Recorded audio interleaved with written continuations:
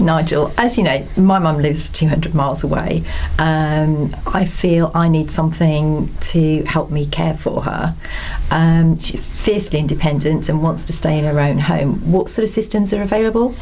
There's a wide choice of solutions available. The most common is the box on the wall, typically used in water controlled properties.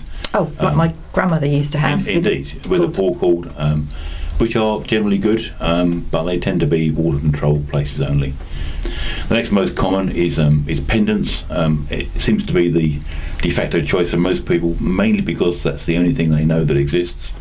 A pendant around the neck or a worn button on the wrist. But they're only any use if the person is willing to wear the pendant. Quite often people won't wear them in the morning. When they put it on, it means they may need help. And quite often people will not wear it just on principle, or they'll take it off in the bathroom and put it on a nice high shelf where it's nice and safe.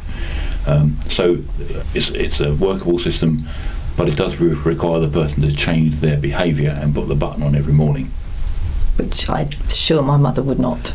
Yeah, it's kind of an omission. You may need help, and most people don't want to admit that.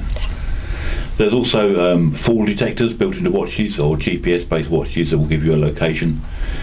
Fall detectors aren't really very reliable. They will detect a fall, but will also detect people bending down and other sorts of activity, and so you get a lot of false alarms with those. The watch is something my mother definitely wouldn't wear. It sounds very clunky, and she's definitely not that interested in technology. Okay. Another solution is pressure mats or chair sensors or bed detectors. But they really are for a very specific use whereby someone literally is not safe when they're out of bed or out of the chair. Okay.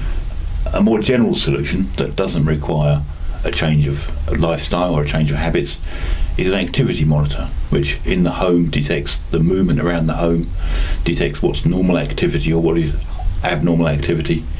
It may, for example, report if they've been in the bathroom too long, or didn't get to bed on time, or they've been in any one room too long. Maybe they've fallen or had some accident. So an activity monitor is generally a different solution that most people aren't aware of, but that actually is a very good system and doesn't require the person being cared for to actually have to change anything they do in their lifestyle. Okay, that sounds a really good system. So what would a monitoring alert system actually alert me to? Well, you don't want to know about everything, because if it tells you about everything, it would be too much information. So you typically adjust the settings to what will be their normal lifestyle, and it will alert you when something is different to normal.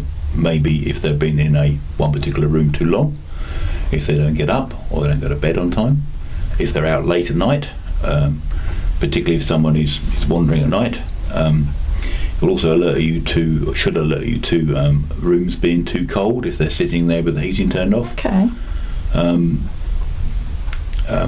More advanced ones may even alert you to changes in the way they're behaving. For example, some can even give you indications that things may be wrong medically. For example, if they suddenly start to leave the bedroom many times during the night, it could be a sign of an infection, which obviously can have lots of side effects. So what you don't want is something that tells you of every activity. What you want is something that tells you when the activities are unusual, and that's the key to not having too much information, and therefore knowing when it's actually something that's worth investigating as opposed to normal day-to-day activity. So it's on a need-to-know basis? Absolutely. Okay, sounds good.